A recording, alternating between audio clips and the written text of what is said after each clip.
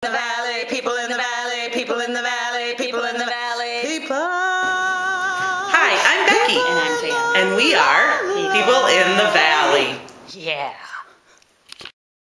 How much wealth is enough wealth? Never enough. I think there's layers. So you get a little more wealthy, all of a sudden you're in this layer, you get a little more wealthy and you're in that layer, and you can always keep up with the Joneses. Well, I mean, in terms of, I never aspired to having a lot of money. That was never a goal. Are you American?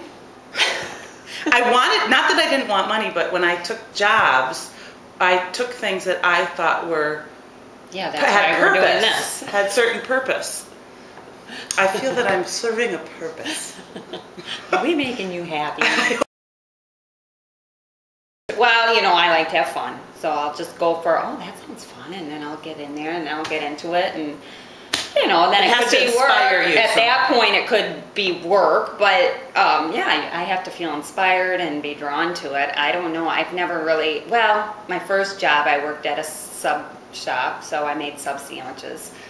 Well, as a kid. Right, that was my first job. Well, yeah, so then money. Yeah, I was doing it for money, for gas. I mean, yeah. So. But I don't think, have you ever really had a job where you say, I have to earn as much money as possible as I can possibly make? I've never thought that way. Some people do. Some people do think no, that takes a whole different, you have to be very driven and very focused. It takes thought. And whatever you're focusing on is what you yourself are going to be living for. Right. So, and we were very focused on our family. Right. Oh, look at these children. My son said yesterday, he goes, you know what, Mom, I've survived 11 years. I go, how many? I've survived. He goes, how many years have you survived? And I said, well, all of them so far, because I'm not dead yet. I'm still here, aren't I? Well, I've always tried to live purposely, you know, to have, whether that purpose be my family or doing something good for my work. And I found that in every job that I have. Maybe this is why. Because if I get into a job and it has to have a purpose, and then that purpose is getting fulfilled, I keep reevaluating it. Is this purpose, is this still good? Is this still doing what I want it to do? Is it gone off track? Is it, you know? So you're always challenging yourself. Oh, I think so. Yeah, that's a good thing. So we challenge ourselves and we have purpose.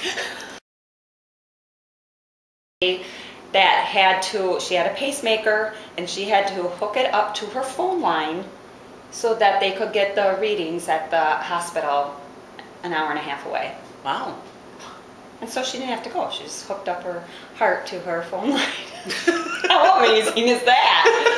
And they could take a reading. And now I just read about a car that they came out with that if you are, I don't know how they even know, but if you're falling asleep or something, it takes over. If you pop the brakes and you were supposed to really hit the brakes, it takes over. It's like a car that can think. Mercedes does. Crazy. So autopilot will have a whole new meaning. Yeah, I mean, or not autopilot. We could just sit there cruise control. They're always like, put on the cruise.